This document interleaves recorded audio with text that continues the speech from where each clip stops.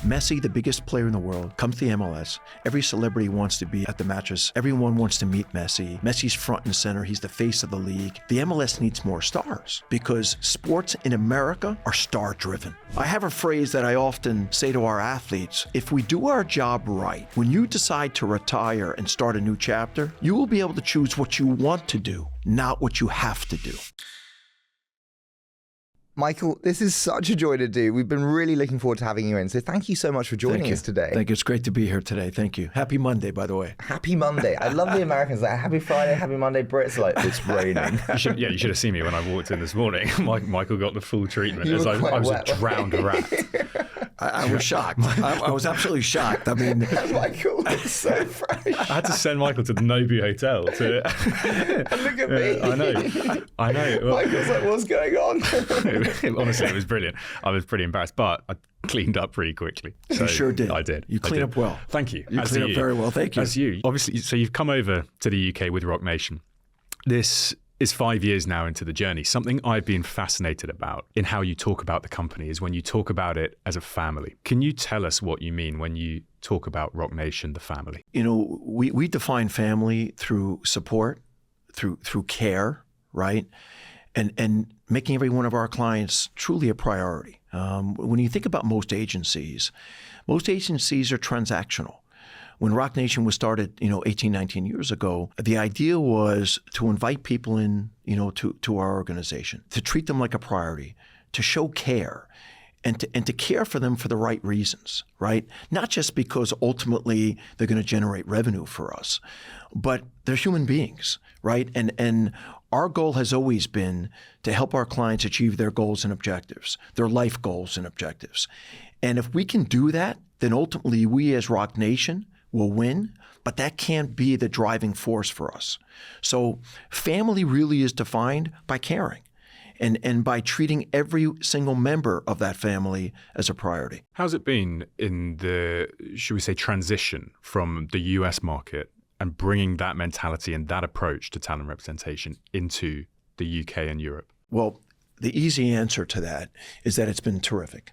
I think when you look at Europe, you look at the existing agencies and the agencies that were here when we came over 5 years ago, they again were transactional. There was no agency that was really providing a full service 360-degree representation model. We were the first. And I think it caught a lot of our competitors off guard. And as we've evolved over the last 5 years, representing athletes both on pitch and off pitch, the model has been really well received. Whether you're a young athlete or an established athlete, they were looking for something different. We talked earlier about, athletes' careers, but also post-career. And I think that's really been one of our point of differentiation, that we're not only focused on the moment, what an athlete is doing just today.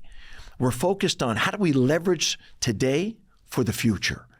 And so that model has been extraordinarily well received. We have signed some of the biggest names in football and in rugby, and we're just getting started. Can I ask you, when we look at EU versus US, did you feel that night and day contrast when making the move from the incredibly professionalized sports business of the US to bluntly a little bit less structured and more amateur business in Europe? No question. I mean, when I came over 5 years ago, I knew that, Europe and the rest of the world lagged behind America, but I hadn't seen it firsthand. And so I knew that we had an opportunity. We had an opportunity to come and be disruptive, do things a little bit differently, bring in expertise that didn't exist here in Europe, and most importantly, help athletes progress through their careers. So while Europe and the rest of the world is lagging behind America, it actually created an opportunity for us. Quite often when, an established company goes and moves into a new market or sets up a new office, there'll be like the build, partner, acquire type approach. You went for build. Why did you decide that it was to build from scratch when you came over to the UK? It's a great question. Most of our competitors, have chosen to invest, buy companies, and just change the name of the company on the front door. It's easier. Much easier. Much easier. We decided to do it the old-fashioned way. I literally came over across the pond from New York, Miami, with a suitcase and started from scratch. Opened up an office, started hiring people. I didn't bring any Americans with me because I wanted to hire people from Europe that understood the business, that understood the culture, and that could better service the players that we were going to sign. But most importantly, I wanted to make sure that we were bringing our guiding principles that made us so successful in America here to Europe. If I was to acquire a company and just change the name, I would acquire the positives and the negatives of that company. And so we decided to come over, do it the old-fashioned way, start from scratch, build from day one, and it was the right decision without a doubt. You mentioned that family being one of the core principles. When we look at that and just kind of unpack that, what does that actually mean? Do you have an example of like what you would do with that as a principle that other firms may not do? I think a great example of that is, we talk about always defending and protecting our athletes and taking a stand and a position. And so as we know, within football, racism, unfortunately, is an issue. It's an issue in Italy. It's an issue in Spain. We've had players in Italy and in Spain that have faced racism. We as a company have pushed back. We've taken out full-page ads in Italy and in Spain to defend our players so that they truly understand that someone has their back. Most agencies would never take that type of position and be disruptive and defend a player publicly at the expense of perhaps alienating a club or a governing body. At Roc Nation, the only thing we care about is our athlete and our client, and to make sure that they're always protected and defended. So I think that's a great example of when we talk about family, we mean family. We're there to protect, we're there to defend, and we're there to support. The company was obviously established in music and entertainment outside of it as well. Have those foundations, did that kind of approach come from the experience gained in other industries that were brought into sport? How did you come to find that as such an important thing to differentiate yourself? You're right. When we started our company, it was, Jay-Z and his partners saying, you know what, let's start a management company to represent artists, on the stage and off, and let's do it the right way. Let's help guide these artists through their careers and make sure that they're maximizing every single moment. We took those guiding principles and applied them to sport about 11 years ago and said, you know what, we've got the secret recipe. Let's apply that to athletes in America. Let's make sure that we're helping them not only on court or on field, but off, but that we're also pushing them to prepare for the future and post-career. And so we're doing that now here in Europe, right? When we sit down with an athlete, the first thing we talk about is, what are your short-term, midterm, and long-term plans? How are you going to leverage your success today to plan for the future?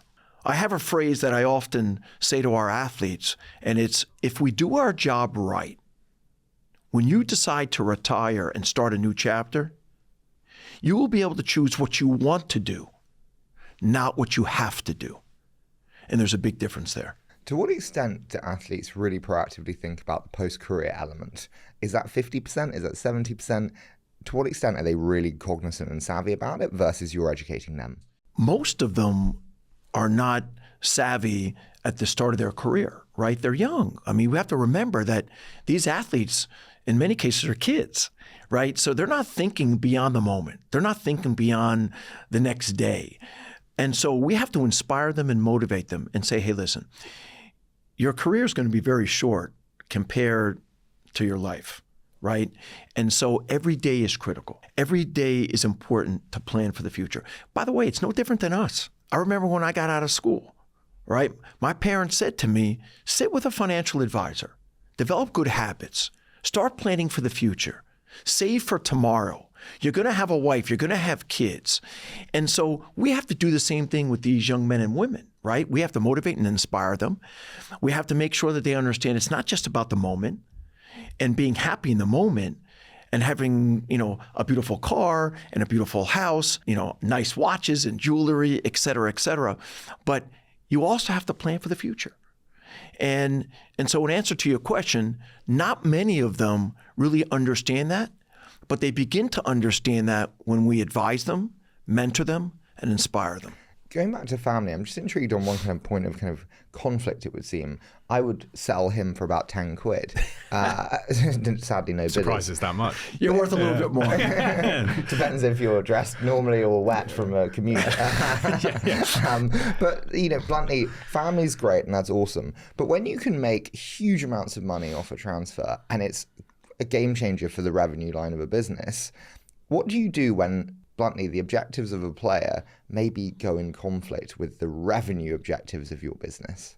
We've never, since the day our company started, we've never been motivated or inspired by the money. We're very fortunate. Our chairman is in a position that no matter who we sign, no matter what revenue they generate, it's not going to change his life. It's not going to change the lives of his partners. So it's a great position to be in where you can really advise an athlete to do what's truly best for them, not what's best for us. And as I said earlier, if we represent an athlete the right way and they ultimately win, then the domino effect is that we're going to win. But we can't go into any situation or any negotiation being selfish, what's good for Roc Nation, and put that ahead of what's good for our client. Many agencies do that, by the way. Many agents do that. We don't. What are the biggest ways you think that agents are misaligned from their talent? I think they're misaligned based on what motivates them and inspires them as it relates to the representation. For many agents and agencies, it's about the revenue. Okay, and again, for us, that's never been, our guiding principle. That's never been a priority for us. Our priority, simply, is to impact the life of an athlete and his or her family. If we do that, we ultimately win, right? But the guiding principle can't be money, revenue, commission. Can't be. Do you think the criticism thrown at agents today in both US and European sports is fair, that they are bluntly kind of rent-seeking and transactional? I think it's unfair for those agents that do it the right way. There are more and more agents that are beginning to do things the right way, and less agents that are not in the business for the right reasons. So for that reason, I think some of the criticism is unfair. But there are still agents that aren't representing athletes the right way, with the right care, with the right support, with the right inspiration that they need to. And that needs to change. So you come into European football, which is, let's say probably one of the biggest global markets for sports. And to do that, I'd imagine, and gain real credibility in that industry, you need some great people within the space operating to start representing. That's why you called me. Well, exactly. But your abilities on the pitch have diminished over the last 15 years. I'm not sure there's any commerciality coming out of your goalkeeping. How did you go about, and who were the key people in the representation side that you brought in right at the beginning and were able to then kind of build this new European model on? Well, first, you have to have the right people internally. And as I mentioned, I didn't bring any Americans with me, and that was done strategically. I wanted to hire people here in Europe that understood the business, that were aligned with us strategically, and also embraced our approach. So it always starts with the people that you hire. And when we started to think about the recruiting process, we thought that recruiting young kids and really being part of the journey from early on, from day one, was the strategy that would enable us to sustain success. And that's what we've done. We currently represent some of the best young talent in Europe and around the world. Obviously, we've got big name players as well. You think about our roster. Kevin De Bruyne, hopefully the soon-to-be Ballon d'Or winner Vinicius Jr. from Real Madrid, Endrick, Paquetá, Martinelli. We've got some of the biggest players in the world. We've now blended our priority of going out and recruiting young players with established players. But again, I go back to the staff that we put together and that we assembled starting 5 years ago. It's those people that have made us successful. and have enabled us to be where we are today. To what extent does mega talent names, like you mentioned, there were some of those incredible names, to what extent does that get the subsequent customer or talent? It's critical. It's critical. I mean, when you have a guy like a Vinicius Jr. as an example, and God willing, he does win the Ballon d'Or on October 28th in Paris, it just provides you credibility. But what's even more important is how we got there, right? The hard work, the sacrifices, the team that he surrounded himself with to enable him to really excel and to be the best version of himself. That's really the key, and that's the story that attracts the next player. What does the team around someone, sorry, it doesn't have to be him, but someone around him look like? Because it's kind of opaque, actually. It's different for different players. What does that business of him look like? When you think about elite athletes, whether it's a Vinicius Jr., whether it's a LeBron James, whether it's a Tom Brady, a Ronaldo, all of these athletes had people around them to push them, to inspire them, to motivate them, to make sure that they were the best version of themselves. You think about a guy like Vini, he's got a full team around him. He's got his day-to-day manager, he's got his physio, he's got his trainer, he's got his chef. He's put a team around him that enables him to focus on one thing, being the very best player in the world. Everything else is being handled by his team. But we all need to be pushed. We all need to be inspired, right? Most great athletes can't do it by themselves. I mean, look at LeBron James, arguably the best basketball player in the world today at the age of 39. We saw him in the Olympics, right?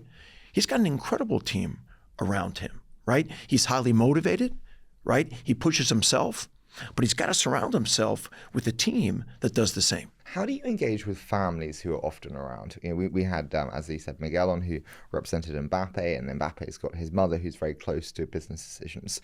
How do you deal with situations where families kind of part of it, but also not officially? You need to embrace them, and you need to make them part of the process. But sometimes you also have to have tough conversations, right?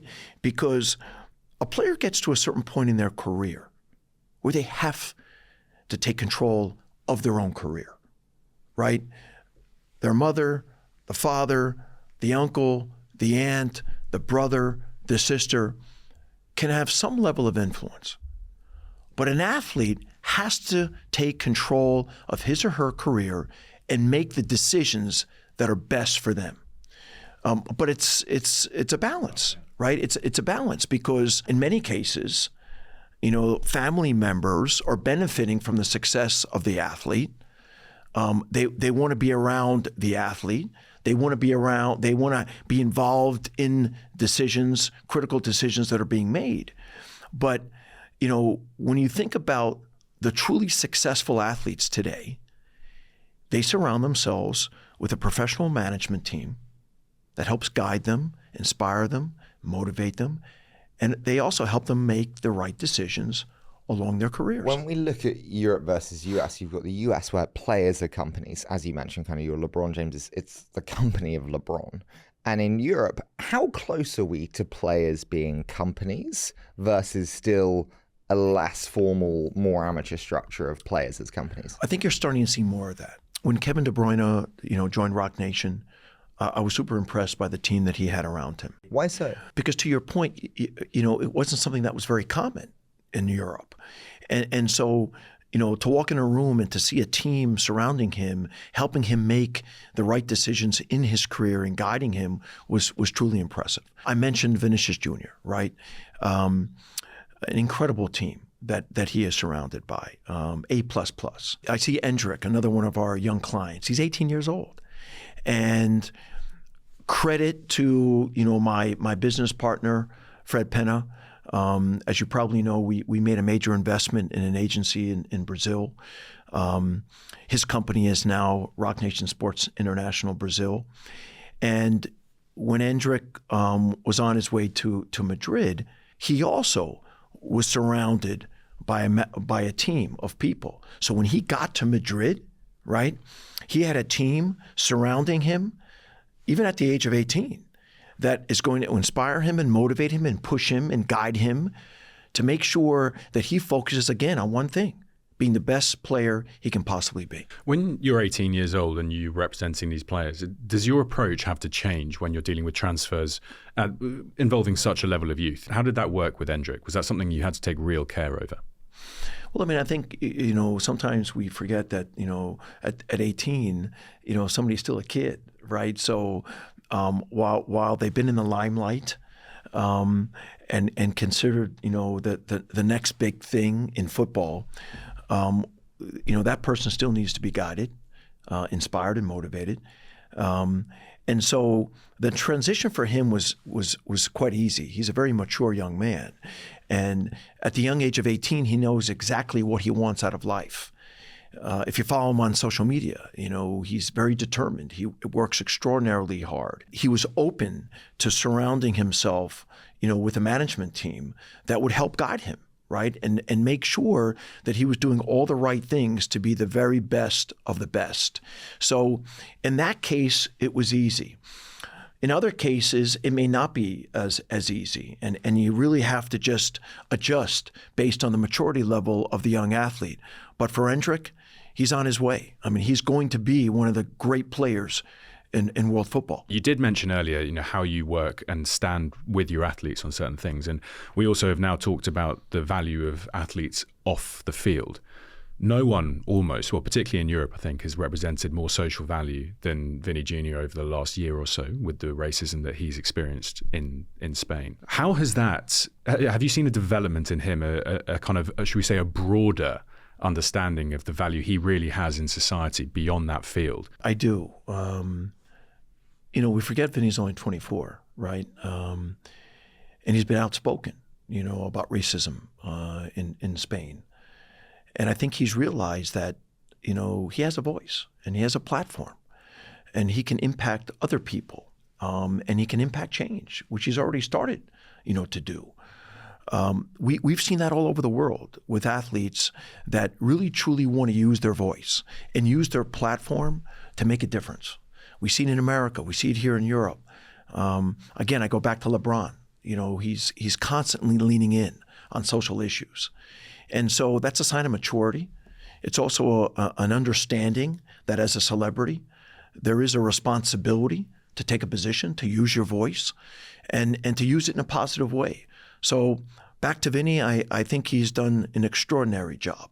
There are a lot of athletes and celebrities that don't want to use their voice and don't want to try to create impact in a positive way, but he does. And I'm proud of him. I don't want to be crass in asking this, but I think it is important. And it's, I guess, the side of that where having a stand, having a piece away from the game like this influences brand and builds a better brand for a player having things that they stand for. Is that a fair point? And again, meant in the right way, but to have that social value? No, 100%. I mean, when you look at some of the biggest brands in the world today, it's very different, from a commercial perspective than it was years ago. Brands are not just looking for the best players, whether it be men or female. They're looking for athletes that are purpose-led, that stand for something, that want to take a position. Even the biggest brands in the world, like Nike. Nike will tell you, we want athletes that are purpose-led. We want athletes that take a position, that take a stand for what they believe in and want to impact lives. So, when Vini's impacting lives, or any of our athletes are impacting lives, or you see any athlete around the world impacting lives, that makes them more commercially viable, which is a positive thing. I'm just intrigued. We mentioned some of the amazing young stars you work with. You've worked with many over several years now. What are the most common reasons that young stars don't fulfill their potential? I think it's mental. Listen, most athletes are very, very gifted. In every sport. And when you think about the best athletes in the world and you compare them to maybe athletes within their sport that are in the mid-tier, there's not a big difference physically in terms of their God-given talents. There is a big difference mentally. I go back to Kobe Bryant, the late and great Kobe Bryant. He used to talk about that Mamba attitude, right? That's what separates them. And so are you locked in? Are you truly dedicated? Are you willing to do whatever it takes to win and be successful? Are you willing to live a lifestyle that is conducive to success? You know, when you think about elite sports today, it's no longer seasonal. Athletes have to train 12 months out of the year, but it needs to be part of their lifestyle. It can't be looked at, I'm training for next season or I'm training for this tournament. It has to be a lifestyle. So the mental approach, the mental strength, to me, is what keeps some of the athletes from being what they can be or could be or should be, and that is an elite athlete. It's not the physical piece of it. You've got amazing assets, people to call on, whatever that may be within the business outside of sport as well. Does Jay-Z ever get involved when it comes down to the talent, whether it's signing the biggest stars, whether it's in attendance at a couple of games, to really make sure that they feel that kind of value, but also get exposure maybe to people that have been incredibly successful, that have utilized that type of mentality? Of course. I mean, listen, we you know, Jay's busy, but he always has his eye on our business, and he's always willing to lean in and offer advice and counseling and inspiration to our athletes. I mean, you know, right here in the UK, you saw him at the Champions League final, you know, supporting Vini. He flew all the way from Los Angeles, right? And had to go back within 24 hours. But he wanted to be here for that moment. And it did so much for Vini and Vini's confidence for that game, knowing that Jay was there, seeing Jay before the match, and then, of course, you know, afterwards. So, yes, our owner and all of our partners, all of Jay's partners at Roc Nation, lean in, support, help guide our athletes, inspire them, have tough conversations, you know, when necessary, because that's a big part of it as well. It's not about just telling an athlete what they want to hear.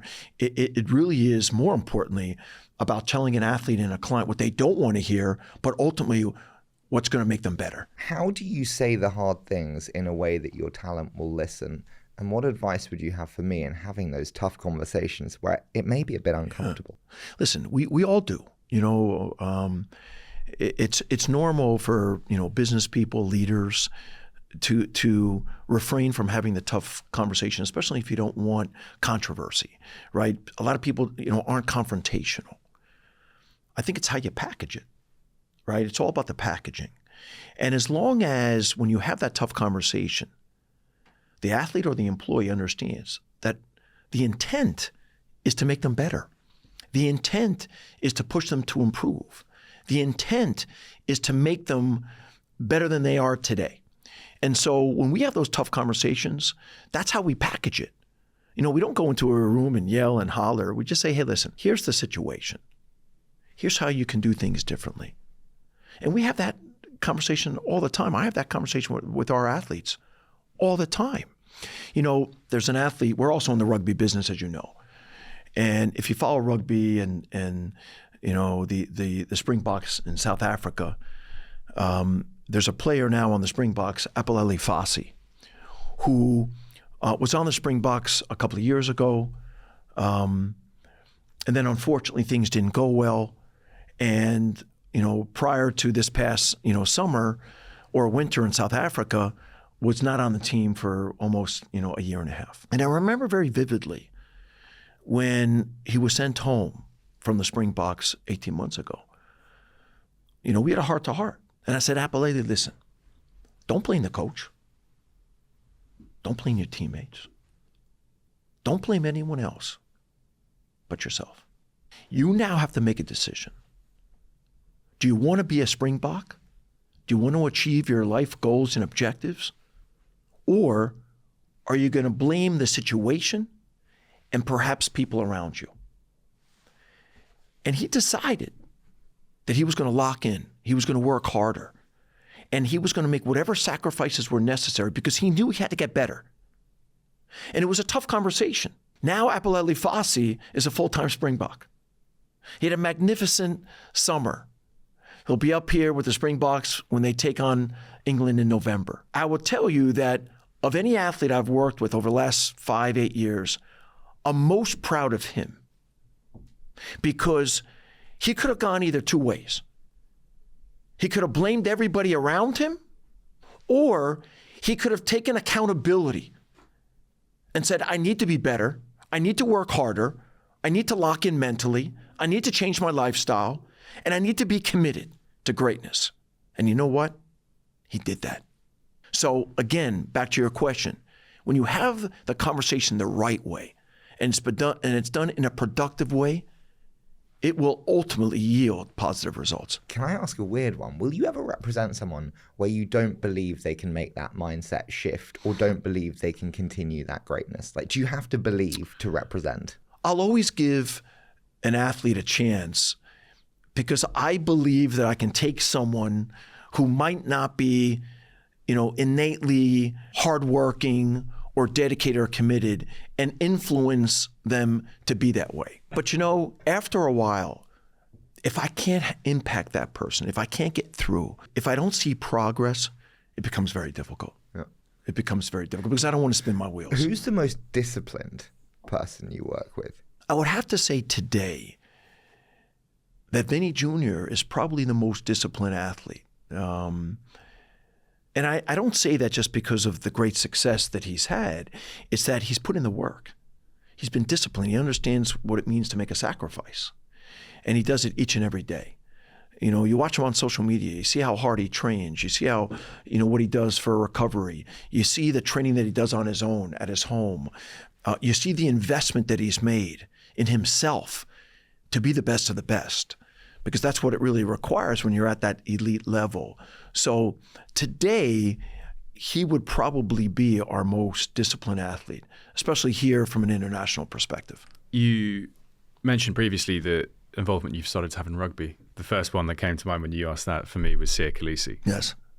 Can you tell us about the signing of Kolisi and how he came into this family with you in the early stages of the rugby development? I go back to the very beginning of Roc Nation Sports International in November of 2019. And I just got into Europe and I was working out at my gym, the E-Club, being in the E-Club and seeing people gather around the snack bar area where there was a big screen TV and they were watching rugby. And at that time, England was making its way to the final of the Rugby World Cup in 2019. And they ended up playing the Springboks in that final. And I remember so vividly, I was in a Sprinter van on the Saturday of the final with one of my owners of Roc Nation on our way to see Kevin De Bruyne play at Manchester City. And the only thing on TV early in the morning was the final from Japan. And obviously the Springboks won. And I remember watching Kolisi lift the Webb Ellis Trophy. And he gave such a incredible and inspirational speech. And he talked about his journey. He talked about South Africa. He talked about the importance of that moment for his country. And that if people do things together and they unite, there's nothing they can't accomplish.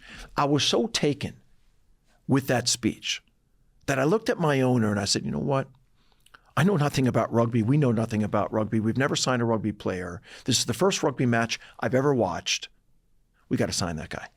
He needs to be part of Roc Nation because we need to tell his story around the world, not just in South Africa. But we need to take that story and we need to inspire young men and young women all over the world. And that's where it started. And I remember my owner says to me, how are you going to get him on the phone? He's a national hero now in South Africa. I said, watch me. Within 7 hours, I had Kolisi and his wife on the phone. Sia told me that he was about, after we had about a 7-8 minute conversation, that he was going to be coming up to the UK and catching a Liverpool match and that he'd love to stop by our office on the way there. And that's what he did. And we sat for 6 hours in my office, in our boardroom, just talking about life, talking about his goals and objectives, talking about his upbringing, talking about the challenges that he overcame, what it meant to be the first black captain in the history of the Springboks. And by the time he left the office, I knew he needed to be part of the Roc Nation family. And I think he knew that as well. When you have moments like that, which are so cataclysmic for an athlete, their career being seen around the world, how do you think about that tempered approach to commercial engagement to prevent loss of value in them, that they're just everywhere, but also loss of personal enjoyment, satisfaction? It kind of goes back to, what drives us, right? As I mentioned earlier, it's not about what's best for Roc Nation. It's what's best for the athlete. So in the case of Siya Kolisi, we knew we had a very marketable guy.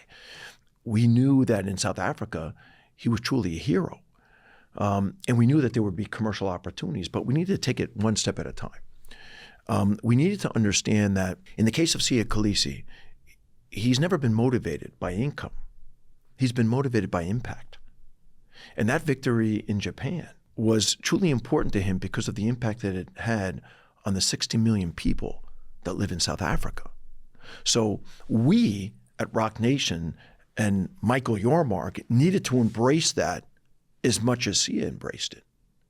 And then we needed to put together a blueprint for success and say, okay, Siya, how do we leverage this moment? How do we take advantage of this moment for you and your family? And let's do it one step at a time. And that was the process that we took him through. And he became very, very quickly the most commercially viable athlete in world rugby, and still is today. This is a problem with the sport we talk about a lot. And, it's kind of, it's a juxtaposition by it's the billion fans, it's the sport with a billion fans, billion people tune into the Rugby World Cup final, yet it lacks global superstars. And in this age where individuals drive the success of clubs and sports more than they ever have done, that is a real issue for rugby moving forward. Siya Kolisi has 1.3 million Instagram followers, even if it's a crass way to look at it. Ilona Maher has 4 million, and she's the most followed rugby person. How do you build rugby players to be so much more than just the value of what they do? Well, I think it's like, why do they have such low profiles compared? And then how do we build them? I'm just interested. Yeah, Sorry. why? Yeah. Well, I think that, there's a couple of different answers. I mean, I'm not sure, the answer is, should we be marketing them even more aggressively? I mean, Siya Kolisi arguably has been marketed very, very aggressively through his commercial partners, through the elevation of his foundation, through his life story and documentary that was created. I think it's the sport, right? And I think rugby as a sport is not commercially viable. The sport itself needs to enter new markets, bigger markets. And there also needs to be a bit of a cultural shift because, and you and I talked about this a little bit earlier, the stakeholders within rugby, they don't necessarily want the players to be the stars. They want the game to be the stars.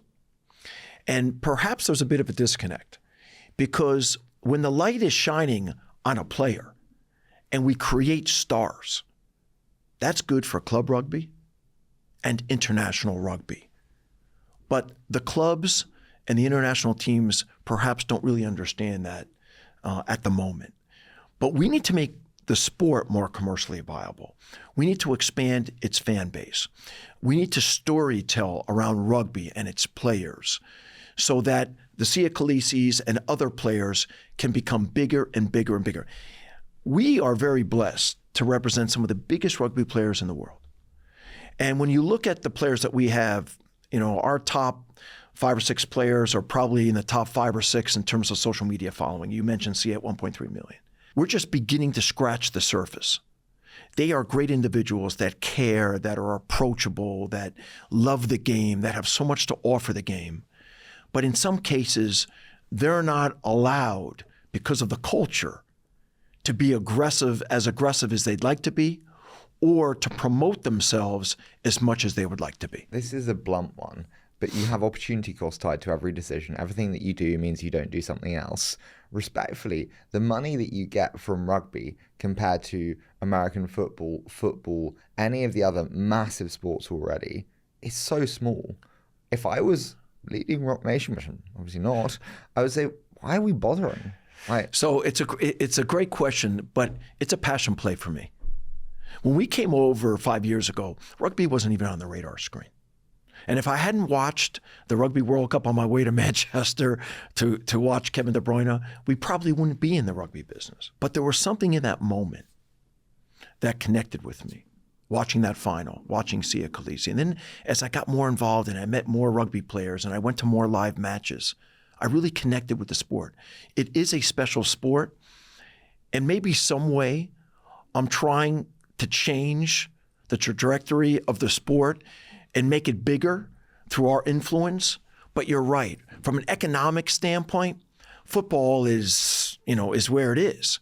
Rugby is a small part of our business. We think we can grow it. We think we can build scale. But for me personally, it's about my passion. What sport do you think is the most underappreciated sport today that will be appreciated in the next 5 to 10 years? I'll answer that in a couple of different ways. And you may think, since you're sitting here in the UK, that what I'm about to say is a little crazy. I think football, soccer, is underappreciated. Because when I think about, its relevancy in the biggest market in the world, America, it's not even part of the top 5, right? You think about America right now, from collegiate athletics to the NBA, to the NFL, to Major League Baseball, right, to the National Hockey League. It's not even in the top 5. Yet here in Europe, it's the king. So in order for football truly to become a global sport, it's got to be relevant in America. Football World Cup 2026, is that something you build towards to try and help? 100%. I mean, listen, the Club World Cup this coming summer in America, 32 of the biggest teams in the world playing on American soil, huge opportunity. Then you go to the World Cup, right? 48 teams, the biggest sporting event in the history of the world, with 3 host countries, 16 host cities. Forget about it. If they do it right, it's a game changer, not only for America, but even for the rest of the world. So you're a transformational talent representation business really focused on the growth of the US as well. Do you want to be representing a lot of these US footballers now who are going to be participating in that World Cup to build that? 100%. I mean, our goal initially 5 years ago was to come over to Europe, develop our foundation in the football world, and then go back into America and start recruiting some of the best young talent, and then eventually move them over to Europe. And that's what we've started to do. So America's a major, major market for us. And when you think about the next 24 months, now is the time to cultivate that market and to recruit some of the best young talent in the world. So I agree with you on football, but what I agree with you on is actually English Premier League football in the US. Every American who I know and speak to has their English Premier League team. No one has their Major League Soccer team. They don't really care about their domestic league. I think Don Garber and his team, the commissioner, has done a terrific job. But you know what? I wouldn't disagree with you. MLS has become relevant this year for one reason. Messi. You got it. And what does that tell you about the American culture? Star power. Totally. Right? Star power. Messi, the biggest player in the world, comes to the MLS. Every celebrity wants to be at the matches in South Florida. Everyone wants to meet Messi. Messi's front and center. He's the face of the league. He's playing in front of sold-out crowds, the biggest crowds that we've ever seen in our country as it relates to football. The MLS needs more stars because sports in America are star-driven. So does that mean you don't think it will endure? I think it can be, because I think there's a commitment to bringing better players into the MLS, big names into the MLS. It can't stop with Messi, because we saw it with Beckham, remember, when he was in LA. And there was a spike in the MLS. And then Beckham retires, and then there's a bit of a lull. Now all of a sudden Messi comes, and wow, MLS. I go home to South Florida, where I live, and all I see are the pink jerseys. They're the hottest thing in South Florida right now. And by the way, they're the hottest thing on the road of any MLS team. They're selling out all over America right now. So I think there's a real opportunity. But it's going to take time, and it's going to take star power. Does it have to be younger players as well, not just retiring? 100%. It needs to be a combination. You got to have great young talent that you develop, but ultimately that you keep in the MLS. And then you need to also complement that with star power, right? And listen, I have conversations with Don Garber about this all the time. He understands. That's why Messi was a big priority for the league. And you see what it's done. It's put the league on the map. It has, but to your point, and this is my issue overall, unending, if we're looking at it as a global competitor in the football landscape, does New York City or Inter Miami ever have a genuine opportunity to recruit Erling Haaland at the age of 26, competing against Real Madrid? Not at the moment. But you think it would one day? I think one day, perhaps, but not at the moment. We also have to look at, the compensation structure. The MLS is not at the point right now where they can offer that type of compensation, that Holland is making at Man City. I think, when you look at Saudi and what they've done, they made a big splash initially, and then it's tapered off. I think they're in a very similar situation. They need to bring in young talent. They need to really establish, what that league really stands for. They can't be the league that writes the biggest checks and brings players in at the twilight of their career. That's not sustainable. And so I do think when you look at Saudi, you're going to see a bit of a shift. You're going to start seeing younger players perhaps going over to Saudi. That should be their priority, complementing that with a couple of established names, for credibility. Interesting thing in Saudi right now, their attendance actually dropped after they brought in the big stars. They have a major attendance problem right now. Why is that, do you think? I think perhaps, and I'm a big fan of the Saudi League, by the way. I think ultimately they'll get it right. But I think they forgot about the local market. That needs to be cultivated. Right? It's great to bring in star power, but you also need to be relevant locally with local players. The league is in Saudi, right? But it was really interesting to see that, to see that the attendance actually decreased. Messi contract was fascinating. I think globally fascinating, particularly from talent representation space. You have a country leveraging, really corporate America to help bring the biggest star of football into your environment. What was your thoughts when the deal was announced, where you could then see the participation of an Apple, an Adidas in helping facilitate this deal? That must have been quite exciting. Yeah, I think it was amazing. I mean, I think, all the stakeholders realized that it was a unique moment in time where you could actually bring, arguably the greatest player of all time to America while he can still play, right, and be super, super competitive. And it would be a significant boost to the league, which it has been. I mean, we've never seen that kind of impact before. I mean, listen, in his first couple of months, you had the DJ Khaled's, the LeBron James, the Kim Kardashian, all going down to South Florida, right? Because they wanted to be part of this moment. And as I said earlier, American culture, when it comes to sport, is about the star power. We tend to follow star players even more than the teams themselves. I mean, you take a look at LeBron James. When LeBron was in Cleveland, okay, and he went to Miami, everyone became a Miami fan. Then when he went back to Cleveland, they became a Cleveland fan. Then he went to LA, and now everyone's a Laker fan, all right, because they're embracing LeBron with the Lakers. But the star power really drives the passion, and that's what we're seeing with Messi right now. His impact's been amazing, absolutely amazing. Is that good or bad? Both can exist, of course, but you look here. If you were to say, "I'm going to swap to Man U because my favourite player's left from Chelsea," I mean, that would be criminal. It would be you wouldn't survive being able to do that. No, you wouldn't. Not here, because it's very tribal. Yeah. When you're a Manchester United fan, you're always a Manchester United fan, and becomes generational, regardless, who the player is. Here in Europe with football, the name of the team on the front is more important than the name on the back. In America, we love entertainers. We look at sport as entertainment. We love to follow star players and to cheer them on. I happen to be a big Kevin Durant fan. He used to be part of the Roc Nation family. When he went from Oklahoma City to the Golden State Warriors, I was a Warriors fan. When he went to the Brooklyn Nets, I was a Brooklyn Nets fan. And now that he's with the Phoenix Suns, I'm a Phoenix Suns fan. Does that create a vulnerability in the business structures of major franchises in the US? And what I mean by that is, over here, the biggest football clubs will often remain the biggest football clubs. Manchester United, Real Madrid, Liverpool, etc. They will continue to be the ones that dominate the market as a commercial proposition. But in the US, if you're building a business model, you're into Miami, you're relying on these individuals, and you create sustainability, what you think looks like sustainability, only for that to be completely reduced when your star player leaves. That must be a problem for the structure of that system as a business. I wouldn't call it a problem. I think it's a challenge. How do you sustain it? Right? How do you sustain, the popularity of your club, despite, having a star player perhaps leave? So if I'm Miami right now, Miami FC, and I've got Messi, I'm saying to myself, okay, we've seen the impact of a star. We know that ultimately he's going to transition into retirement. What are we doing proactively to backfill that? And who's the next star we can bring in, right? So I think it's a challenge. And I think clubs have to be creative. I don't think it's an issue, though. It does place a problem for enterprise value of teams. It's like when you acquire a business, when it's like very reliant on the CEO, there's an inherent discount placed on that the enterprise value of that business. And I think bluntly, there should be a discount placed on any of these teams when they are so fundamentally reliant on a Messi-driven audience participation and satisfaction from the crowd. I think it's bad for enterprise values of teams. Right.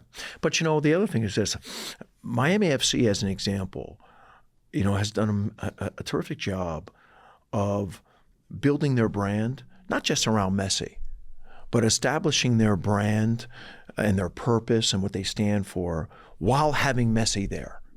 And so if Messi was to leave a year from now, I think the drop-off would not be as significant as it would have been maybe a couple of years ago.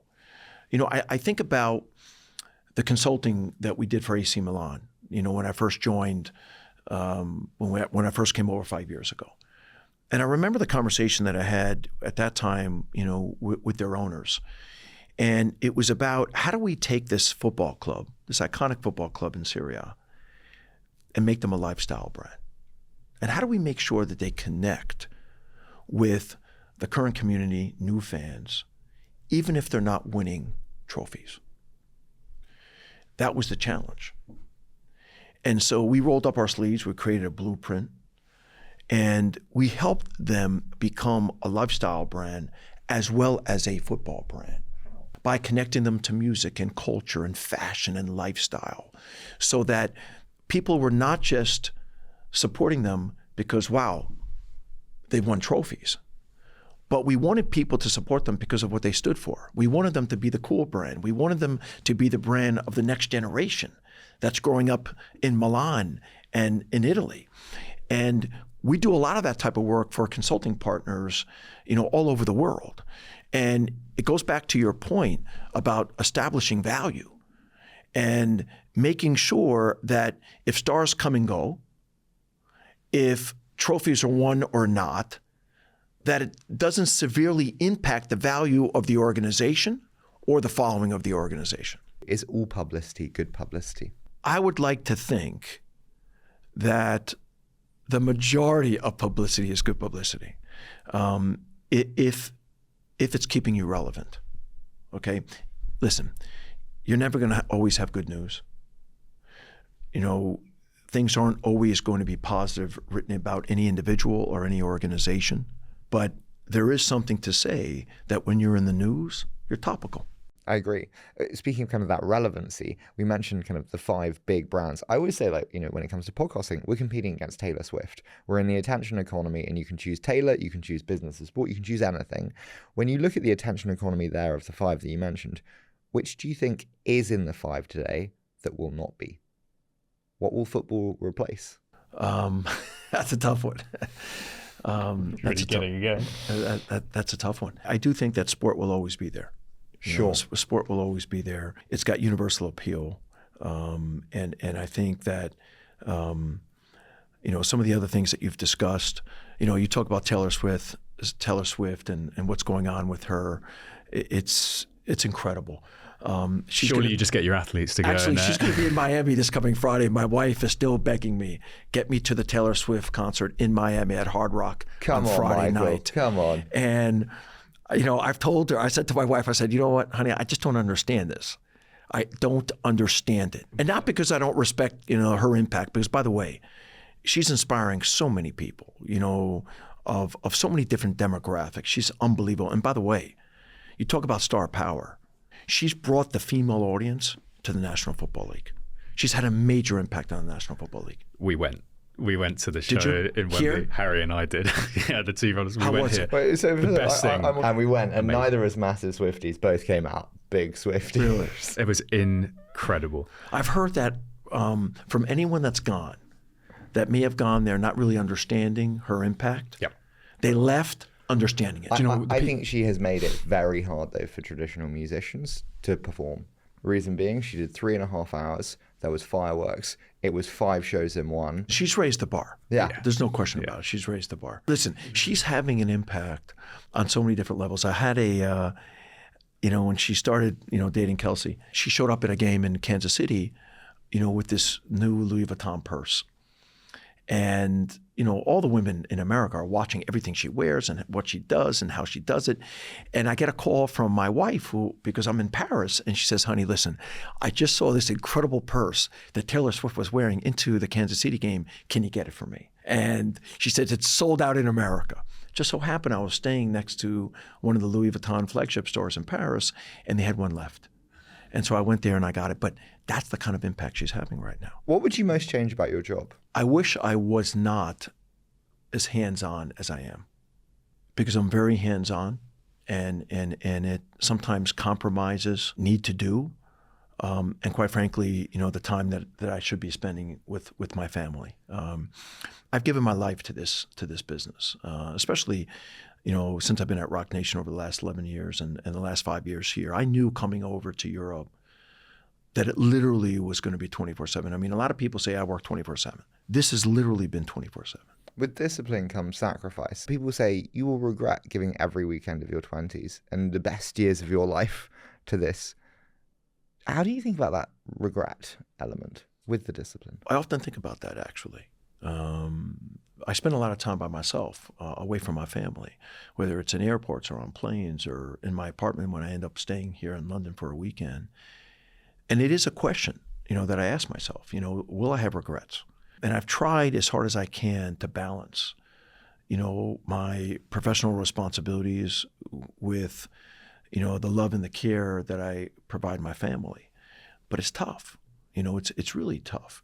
But I will say that, the thing that drives me and the thing that prevents me from thinking that I'm going to have regrets are the messages that I get from my daughter. At least 3-4 times a week, while I'm sleeping, she'll send me a message, Daddy, I appreciate you. Daddy, I love you. And those little messages truly inspire me and motivate me. It tells me that I'm doing the right things while giving her a wonderful lifestyle. Final one before we do a quick fire, but I heard this great statement the other day. Someone told it to me. They said the heaviest things in life are not iron or gold, but unmade decisions. What unmade decision weighs on you most? I think the unmade decision for me right now, today, when we think about our 5-year anniversary, is, what's next for us? What's the next big move? I haven't made that decision yet. There are markets that we're looking at from an expansion standpoint, from an investment standpoint, but I want to make sure I get it right. I think everything that we've done over the last 5 years, we've done it right. The next 5 years are even more important for our organization and for the clients that are part of us. And so I want to make that right too. And so I've not made all the key decisions that I need to at this moment. I will, but between now and the end of the year. But expansion, growth, building scale, what is entering the key new markets. Decision? Geography that you're not in? Sport that you're not in? Geography. Sport, we need to focus on football. We may venture outside of it a little bit, but it'll be secondary. And so your choice is LATAM or Asia? Yes. It's good. It's going to be what is the next market? Where's the next office? What's the next big frontier for us? When I came over, we started in the UK. We entered South Africa. We entered Italy. We're in Brazil now. What's the next big market for us? What's the next big Doesn't opportunity? it have to be LATAM? China's shut for business. Japan is good, but not as big as LATAM. It's also not an inherently football-based market. You're kind of just getting the push to LATAM. Agree. I like Japan also. I think for us, Spain could be an interesting market. I think Croatia could be an interesting market. I think Denmark could be an interesting market. I think the continent of Africa is an interesting market. I'm going to Ghana in 2 weeks to explore some unique opportunities there. We're in South Africa, but I think the continent provides a lot of opportunity for us. So those are some key strategic decisions that we need to make. We can't be everywhere. So when we enter a market, we got to be right. We haven't really talked about women's sport, but is that your presence in women's sport then, and opening up a whole new frontier on that side? Is that part of the? So listen, we've represented female footballers. We have a female netball player from South Africa that is now a legend, a retired athlete that we've represented. Back in America, we represent some WNBA players, and so we're really proud of the representation that we have within women's sports. It is an area that I'd like to grow in. Whether we go out and recruit aggressively, whether we make an investment in an agency, we're looking at those opportunities. But Women's sport is very important to America, to the rest of the world, and we want to help empower those women to achieve all of their goals and objectives.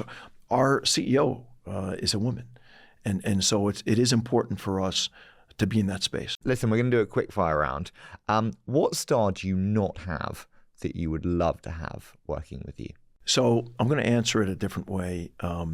He's at the tail end of his career, but I would have loved to have had an opportunity to work with LeBron James. Not so much because of what he's accomplished on the court, which is enormous, arguably the best player of all time, but his mental strength. Always been attracted to his mental strength, to his ability to overcome challenges, and to always, focus on preparation. Always impressed by that. So he would be probably the one athlete that I would have loved to have had the opportunity to work with. You talked about the work you did with AC Milan and making it a brand, kind of culture brand as well. In the Premier League, which club do you think has the best opportunity to become a culture brand? I like Crystal Palace. I think it has a unique opportunity. It's an underdog. I'm not going to pick the obvious, the Arsenals, the Liverpools, the Manchester United, because you know what? They're big brands already. But I think based on their location, I think it would be a unique opportunity. What's the morning routine? Just like, when do you wake up? What do you do? Okay. Gym? So I usually wake up at around 3:30, 3:45. What time do you go to bed? I try to get into bed by 10:30. So I like, if I can get 5 hours, I'm great. The first thing I do when I wake up, I look at my phone, because I'm working on different time zones, right? My headquarters is in New York. I've got an office in Los Angeles. We have an office in Brazil. So I look at my phone and see if there's any urgent messages. Then the next thing I do, and I've been doing this my entire life, I make my bed, okay? I never leave my room in the morning without making my bed. So that's my next step. Then I train, and I typically train for about an hour and 25, hour and 30 minutes. I shower, and then I walk to the office. What do you do training-wise? You're in good shape, Michael. So I do circuit training, a lot of cardio, weights, boxing. I got into boxing when I moved to London. I'd never done that before. I used to box, at a gym in Mayfair called Jab, which was pretty cool. But weights, cardio, that's the combination. Got these notes down. Yeah, 5 hours. And then I get in the office. Then I typically get in the office by 6:30. Okay? I like to get in the office at 6:30 because no one else is there. It gives me the opportunity to set my day up, to make sure that I put together I'm a big list guy. So I like to put together lists of all the things that I need to do, whether it's who do I need to call today, what are the things I need to accomplish today. And then during that period of time before people get in, I like to send messages to a lot of our clients. It's the time of the day where I can do that, and I can do it strategically, whether it's a happy Monday, whether it's, hey, how's your fam? Hey, I look forward to seeing you this week. Oh, I know we're going to get on a Zoom call. Whatever it may be, it's a quick message. But I want our clients to know that I'm thinking about them and that, they're feeling my love.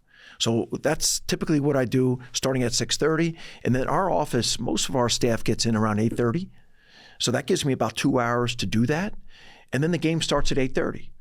And then we roll up our sleeves and we go to work. Have you ever had a time when you felt undisciplined, when that wasn't happening? And what did you do and tell yourself to get back in the game? I've never really felt undisciplined. Sometimes if I travel and I get out of my routine, it's uncomfortable for me. But I've tried to make sure that I stay at the same hotels. The gyms are 24/7. I'm familiar with my surroundings so that I can continue my routine even on the road. But I'm a creature of habit. So when you take me out of my routine, that's where I feel uncomfortable. No matter where I've worked in my career, I've always had the same routine. The company may change, the goals and objectives may change, but the routine stays the same. What do you say to someone who says, I just can't catch a break. I just don't seem to get that lucky break. It's just not happening. Work harder. Work harder. Make more sacrifices. Lock in. Because at the end of the day, we can all accomplish the goals that we want to if we work hard, if we make the sacrifices, if we're dedicated, and we have a little bit of luck. Luck is created. I truly believe that. I'm not the smartest guy in the room. I've never been. But I've always outworked everyone. And I'm still doing that. And I believe that's the secret sauce to success. This has been so fantastic. Thank you so much. No, this has been amazing. And, it's not often that you get to have an open conversation like this and just have fun doing it. Because at the end of the day, that's what it's all about. It is. So, Privilege. thank you. Thank you so much.